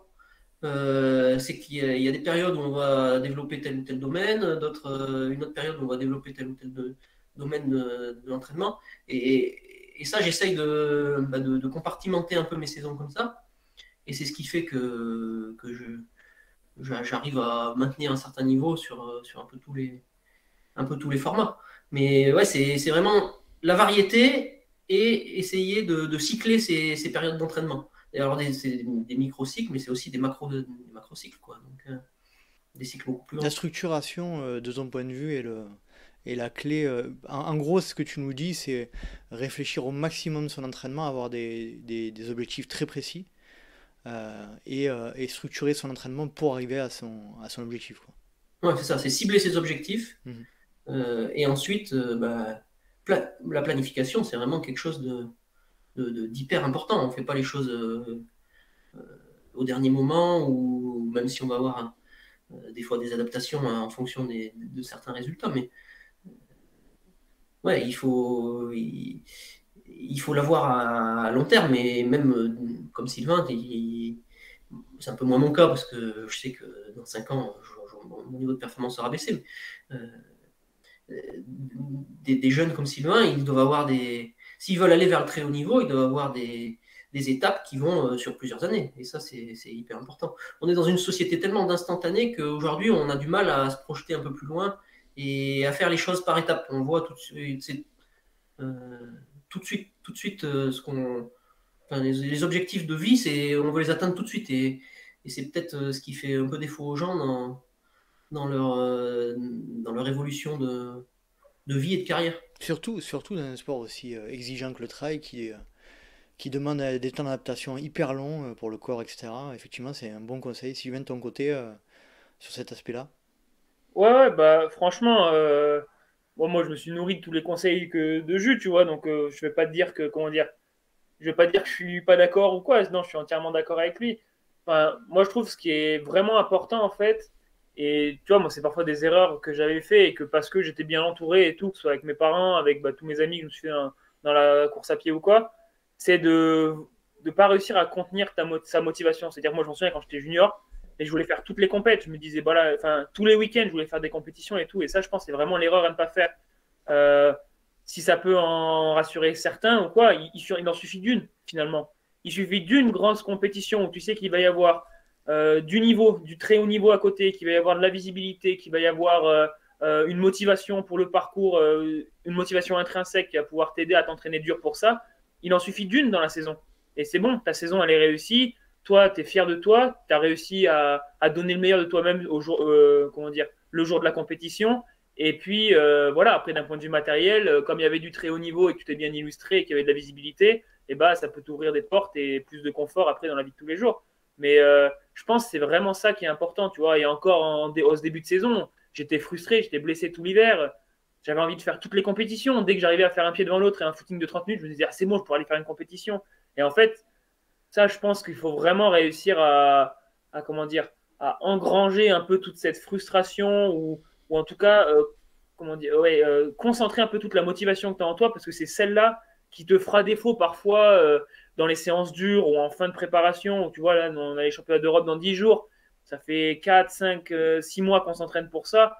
Donc finalement, voilà, c'est parce que tu as réussi à te gérer, à contenir toute ta motivation et toute ton émotion que tu vas pouvoir réussir à faire la différence dans les derniers entraînements ou dans les derniers mètres de la dernière bosse de la compétition pour faire la différence, aller gagner, aller faire un podium ou quoi. Donc, je pense, moi, moins d'un point de vue physiologique et scientifique, mais plus d'un point de vue émotionnel et psychologique, vraiment réussir à gérer. Moi, c'est vraiment ce qui me fait défaut parfois. C'est vraiment réussir à gérer ses émotions et se contenir pour pouvoir les faire exploser le jour J quand vraiment on en aura besoin, quoi. On sent en te regardant, Julien, que tu as l'air de quelqu'un de très déterminé en fait. Moi, c'est la sensation que j'ai. T'as vu ton Euh, regard, c'est ça, hein. Calme et déterminé. Quelle importance tu donnes à cet aspect-là du psychologique, du mental dans ta réussite aujourd'hui? Ah, c'est dur c'est une question difficile à répondre. Moi, je suis pas très focalisé sur les aspects mentaux finalement. Mhm. C'est peut-être assez intuitif, enfin, ou ça vient un peu tout seul, Naturel? quoi, ouais, naturel. Mhm. Euh, mais je pense que en effet, quand on prépare une compétition depuis longtemps et quand on est vraiment focus dessus, ça permet aussi d'être, ouais, d'augmenter sa motivation au quotidien en fait. Et c'est vrai que moi j'aurais pu faire, alors peut-être un peu moins maintenant parce que peut-être plus de compètes, mais dans mes grandes années entre guillemets, j'étais focalisé sur un ou deux objectifs et j'aurais pu ne pas faire de compétition pendant 6 mois et m'entraîner pour préparer cette compétition sans aucun problème, sans faire d'autres compétitions. Mhm. Donc ouais, moi je suis quelqu'un oui, j'essaye d'être focalisé sur certains objectifs. Alors je me disperse un peu moins, mais ça vient aussi du fait de là. J'ai fait aussi plein de choses quand j'étais jeune. Il y a des choses plus jeune en tout cas, et c'est des choses que maintenant j'ai moins envie de faire, donc je les fais moins. Puis voilà, il y a des choses qu'on a fait qu'on a moins envie de faire, et puis il y a des choses qui nous font envie, mais qu'il faut aussi caler avec le reste. Donc, ouais, j'essaye de pas trop, en tout cas, de pas trop me disperser. Et du coup, bah, ouais, d'être concentré Ok, sur certains objectifs. parfait. Ouais, Euh, on va repasser. Vas-y, ouais, vas-y, si je Sylvain. peux me permettre 30 secondes, c'est ouf, tu te dis que tu sois pas focus sur le côté mental ou quoi, mais tu dois être un peu, enfin, je sais pas, tu dois avoir des aptitudes ou quoi, parce que moi je me rappelle pas, après bon, c'était plus sur ta fin de carrière, on va dire, mais je me rappelle pas d'avoir vu une seule fois stressé avant un grand championnat, quoi. Hein, tu vois? T'as déjà stressé avant un grand championnat? Après, j'étais pas là pour les mondiaux de trail ou quoi, mais je t'ai jamais vu C'est le tempérament auvergnat, ça. Ouais, L'Auvergnat est taiseux, non? C'est pas ça qu'on dit? Ouais, je sais pas, mais non, moi, je suis jamais en panique, hein, mais après, c'est intérieur, hein, bien sûr. Il y a des nuits avant les compètes où je dors aussi mal, hein, mais ouais, je suis peut-être un peu moins expressif et du coup, ça se retranscrit moins dans mon comportement ou mes gestes, mais ouais, bien sûr, après, avec l'expérience, il y a des acquis qui te permettent de gérer peut-être un peu plus facilement ça, mais si, il y a forcément du stress, hein. ça va, t'es humain, ça me rassure. Pas forcément pas forcément lié à l'importance de la compétition, mais surtout par rapport à ce que tu as envie de faire toi, quoi. Euh, Dernière question, entraînement. Euh, à ton avis, quel est le conseil principal que tu donnerais à un athlète pour performer sur du court? Alors je sais que en règle générale, on n'aime pas les questions où on doit donner qu'une seule réponse, mais voilà, moi j'aime bien, ça met en évidence les choses, ça met en évidence les choses importantes. De ton point de vue, qu'est-ce que tu dois, voilà, quel conseil tu donnes à quelqu'un qui est sur des formats type 30, 40, sur quoi il doit travailler en priorité? C'est vrai, comme tu dis, c'est pas facile de répondre à une question comme ça. Euh, il faut, moi je dirais, c'est par rapport aux points forts et aux points faibles. Souvent, on se dit, tiens, j'ai un point faible, je vais essayer de le travailler. Alors, ça peut être tout et n'importe quoi, hein. Ça peut être pour certains la vitesse, d'autres la vitesse ascensionnelle, d'autres la résistance musculaire, d'autres l'endurance. Et souvent, on se focalise sur son point faible, et du coup, on délaisse un peu son point fort, son ou ses points forts, et finalement, ben, il n'y a pas vraiment de progression. Mhm. Donc, donc l'objectif, c'est ça, c'est de progresser sur ses points faibles, mais il faut absolument maintenir ses points forts. Et c'est vrai que, alors je prends un exemple tout simple, mais on a souvent vu des gens qui venaient de la route essayer de performer sur des formats courts en montagne ou en nature. Et du coup, leur point fort, c'était la vitesse. Et ils se focalisaient plus sur la préparation musculaire ou sur l'endurance. Et finalement, ils perdaient leur vitesse et finalement, ils n'étaient pas meilleurs que s'ils avaient juste conservé leur point fort. Donc, c'est un peu l'idée que je donnerais, c'est travailler vos points faibles, mais surtout maintenez vos points forts. Ça, c'est la clé, quoi. Pour quelqu'un qui savait pas quoi répondre, je pense que Ouais, t'en es bien. c'est un sacré conseil que tu viens de donner. Toi, de ton point de vue, Sylvain, qu'est-ce que t'en penses? Ah ouais, bah, tu veux dire par rapport Par au rapport cours? à ce dont vient de parler Julien. Ah ouais, bah, c'est vrai que même à l'inverse, tu vois, je vois plus ça aussi d'un point de vue montagnard. Après, ça arrive moins parce que souvent, les personnes qui sont très montagnardes de base et qui sont pas très rapides à plat, ouais, ça arrive pas, hein, qui se disent d'un coup, tiens, je vais faire 3 séances d'intense à plat et je vais complètement arrêter la montagne pour bosser mon point faible. On le voit moins. Mais c'est vrai en tout cas que, tu vois, moi, j'ai toujours dit, je vois vraiment la course en montagne comme une espèce de triathlon. Toi, tu as 3 disciplines. Tu as le plat, la montée, la descente. Et forcément, le but, c'est d'être le plus régulier, quoi. Mais il faut composer en fonction de ton corps et tes aptitudes, quoi. Donc, si tu es très mauvais descendeur, tu as beau être un super bon grimpeur, tu te fais forcément lâcher en descente, tu as des risques de blessures, tu es plus lucide et tout. Donc, je pense que c'est vraiment important de garder ses points forts, comme dit Jus, mais voilà, de limiter la casse avec ses points faibles. C'est un équilibre à gérer, c'est comme tout, quoi. C'est vraiment compliqué. Mais c'est plus simple si tu arrives à vraiment être constant et puis augmenter tes curseurs progressivement dans les 3 domaines. Ça, c'est sûr. Ça, c'est quelque chose qui est important. La polyvalence, je trouve que un bon coureur de trail, il doit pas être spécialiste uniquement des parcours très verticaux ou forcément des parcours très roulants. Moi, ce qui me plaît aussi, c'est d'essayer d'optimiser un peu tous les paramètres, donc et d'essayer de trouver de la performance dans tous les types de parcours. Et ça, je trouve que c'est vraiment une qualité importante que les athlètes ils doivent essayer de développer, d'être peut-être pas forcément le meilleur dans tout, mais d'être La polyvalence. au moins un peu bon dans chaque registre. Et ça, c'est quelque chose qui est très important. En La tout cas, moi, polyvalence en trail, c'est la clé. pour moi, de mon point de vue, hein, il y a des gens qui aiment que les kilomètres verticaux et c'est très bien pour eux. Hein.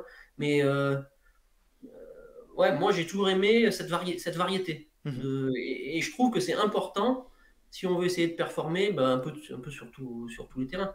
C'est un peu frustrant des fois de se dire ah bah tiens, ce parcours il était trop roulant, ah bah tiens, ce parcours il était trop technique, ah bah tiens, ce parcours il était trop montagneux pour moi. Ouais, j'aime pas trop me trouver des excuses. Donc voilà, il faut prendre les parcours comme ils sont et on doit s'adapter à ça. En tout cas, c'est une des qualités importantes chez le trailer. Julien, je suis désolé, on va passer à la partie où les questions vont être encore pires. Est-ce que tu peux nous donner sélectionner ton plus beau souvenir de trail jusqu'à l'heure actuelle? Trail ou course en montagne, hein. Tu dois en sélectionner un. Un seul, oula. Sylvain est passé à la moulinette aussi. C'est un exercice pas évident. Un seul, moi, vu que j'aime bien l'aspect sportif, allez, je dirais quand même 2017 Kamnik, les championnats d'Europe course en montagne, parce que bon résultat par équipe et je trouve que ça c'est quelque chose qu'on retrouve qu'en équipe et ça ça décuple les émotions, je trouve. Parfait. À l'inverse, ton pire moment de trail. Pire moment, ouais, bah, c'est toujours peut-être un abandon. Ou... Il faut nous donner un exemple précis. Ah, j'ai une idée. Je dirais les Templiers, mais de manière générale, parce que j'ai jamais réussi sur cette course-là, alors que j'aime bien la course. Je pense que c'est une course qui peut me convenir, mais je sais pas pourquoi. Les Templiers. Mon Allez, chagrin. pour Jules. J'ai abandonné 2 fois, tu vois, alors que j'abandonne jamais normalement. Ouais, c'est un peu. Ouais, t'as le temps, t'y retourneras. Là. Ouais, c'est ça.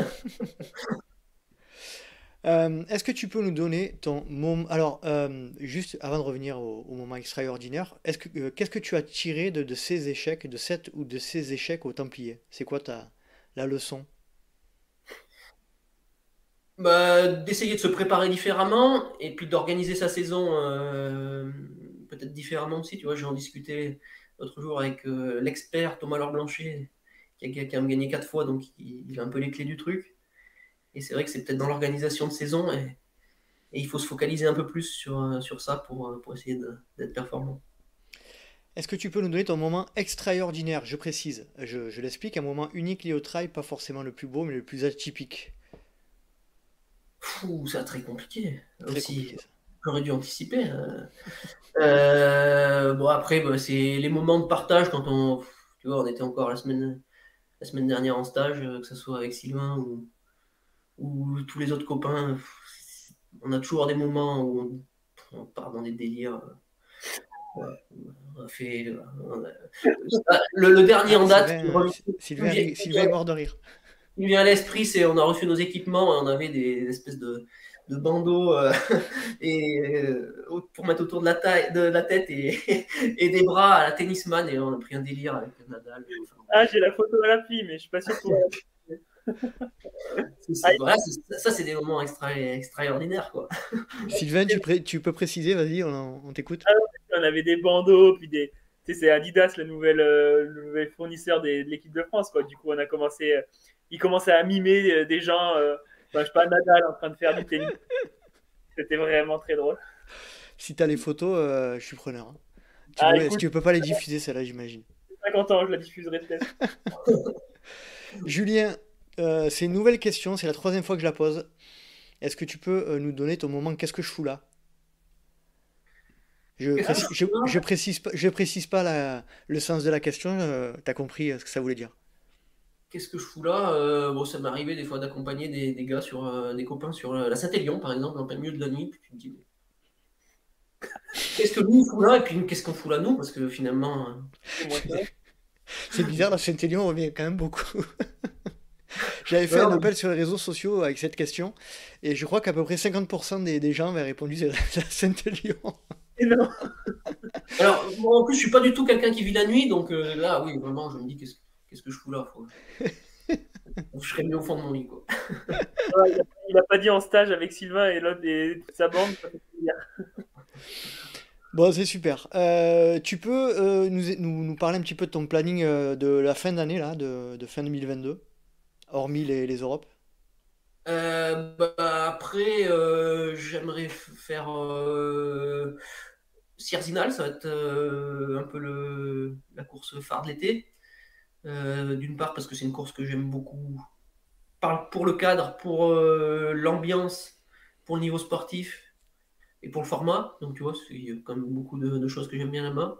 Et puis c'est qualificatif, ça reste une des courses qui sont références pour les qualifications pour les championnats du monde. Où j'aimerais bien faire le format marathon, 40 km. Le championnat du monde à Chiang Mai, c'est ça, en novembre? C'est ça, ouais, tout à fait. Et puis avant, je vais essayer d'aller faire aussi les 2 manches des Golden qui sont aux États-Unis, Pikes Peak, la montée Pikes Peak, et puis Flagstaff Trail. Voilà, ce sera un peu. Puis si je ne me qualifie pas pour les championnats du monde, il y aura les Templiers. Où j'essaierai de retenter ma chance. Bon, bah écoute, j'y serai aussi, on aura peut-être l'occasion de se croiser. Je serai pas en tête, hein. Moi, tu seras tranquille avec moi. Si tu devais me conseiller quelqu'un pour apparaître dans le podcast, pour parler dans le podcast, bon, Sylvain Cachard, ça marche pas. Ouais. Voilà, Une autre personne. J'aimerais bien quelqu'un dont on n'entend peut-être pas trop parler, qui est discret. Alors même s'il il a arrêté un peu sa carrière. Il y a mon ami Didier Zago, parce que lui, c'est l'anti-visibilité, l'anti-réseaux sociaux, l'anti-sponsor, l'anti-tout. Il va falloir que tu m'aides alors. Je te filerai son pigeon voyageur pour le... Ouais, il va peut-être être dur à contacter, mais Il va c'est falloir que vous m'aidiez, les gars, là. c'est quelqu'un qui a une vision voilà, un peu atypique de la course à pied qui est en dehors un peu de tout. Et puis, c'est tellement un super gars que ça a été quelqu'un qui a été un peu sous-coté et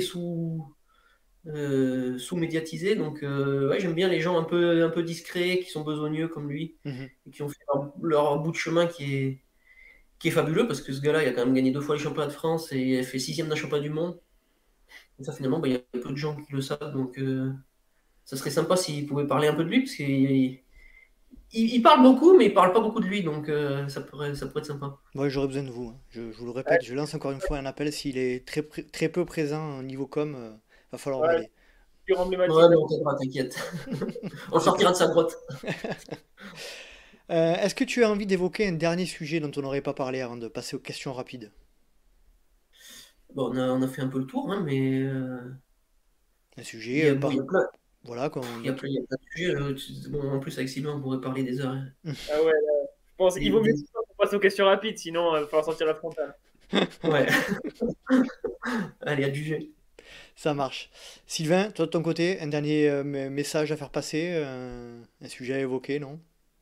Bah écoute, non, hein, j'essaie de me restreindre au niveau temps de parole pour laisser briller Julien, parce qu'il le mérite. C'était lui l'invité malgré tout, hein. En tout cas, t'as été parfait. Bon, ça va. Parfait. C'était impeccable. Allez, on passe aux questions rapides, Julien. Des réponses courtes, pas d'arguments. Ok. Ton plat favori après la course? J'aime bien la viande, moi. Je suis un charognard après un petit viandard. burger. Un viandard. Boisson favorite après la course? Quelque chose de sucré, du Sprite ou du Coca. Alors là, les deux premières réponses me surprennent. Tu es plutôt gel, bar, les deux ou aucun des deux en course? Aucun des deux. Bah, c'est mon choix. Pardon. Moi, de boisson énergétique surtout. Boisson énergétique. Tu es plutôt... Et purée de fruits, mais c'est un peu plus naturel que des gels, on va dire. Allez. Allez, ça marche. Tu es plutôt grosse rafale de vent ou grosse averse de pluie? Ah, le vent, c'est le pire ennemi, donc plutôt la pluie. Tu préfères les racines ou le verglas? Les racines, je suis plutôt quelqu'un de l'été. Tu préfères courir de nuit ou de jour? De jour, sans hésiter. Le matin, le midi ou le soir? 3 fois par jour. Non, le matin. Quand tu cours, tu es plutôt podcast, musique ou rien du tout? Ah, rien du tout. Alors là, deux questions qui vont suivre, je suis désolé par avance, mais je vais te les poser quand même. Tu es plutôt trail ou course en montagne? La course en montagne, hein, c'est ma discipline de cœur. Tu préférerais gagner Sierzinal ou le champion du monde à Chiang Mai? Le championnat du monde à Chiang Mai. Ouh. Franchement, aucune hésitation, hein, pour ma part. J'aimerais bien gagner les deux. Pour Julien, il y a une grosse... Non, mais si t'avais le choix d'en gagner une, mais pas les deux. Enfin, je dirais champion du monde parce que ça parle à tout le monde et puis ça reste. Voilà. Ouais, ça reste. Sylvain, il fait un grand nom de la tête. Mais si on te dit avec 2h23. Mais ouais, non, Sierzinal aussi, ça serait quand même. C'est un rêve. Ça serait un rêve. Mais t'as dit championnat du monde en premier quand même. Il l'a dit. Non, mais on retient, hein, c'est enregistré. Bon, super, merci les gars, merci Julien, c'était vraiment hyper intéressant. Si vous voulez bien, on va répondre à quelques petites questions qui ont été posées par les soutiens Patreon, si vous voulez bien, pendant 5-10 petites minutes, si vous êtes ok. Merci en tout cas, et puis à très vite, salut. Salut. Merci à toi, c'était super sympa. Merci. Allez, bye. Et voilà, cet épisode est à présent terminé. J'espère que vous avez passé un agréable moment en compagnie de Julien Rancon et de Sylvain Cachard, que je remercie énormément. J'espère que ce nouveau format d'interview à plusieurs personnes vous a plu. En tout cas, j'espère le réitérer très prochainement. Si vous souhaitez suivre le Let's Try Podcast sur les réseaux sociaux, rien de plus simple, rendez-vous sur Facebook ou Instagram à Let's Try Podcast. Rendez-vous également sur LinkedIn ou Strava, vous pouvez me suivre à Nicolas Guilleneuf. N'hésitez pas également, si vous souhaitez aider le podcast à progresser, à noter avec 5 étoiles et un petit commentaire sur Apple Podcast ou Spotify, ça aide toujours le LTP à remonter dans les classements.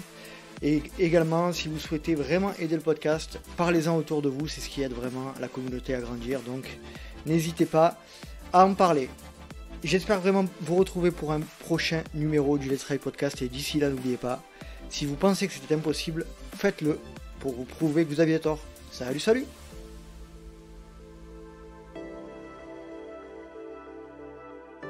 Voilà, l'antenne est ouverte, hein, tu peux sortir des dossiers si tu veux, enfin voilà, tout est possible. Il a rien. Il a rien. Non, bien sûr.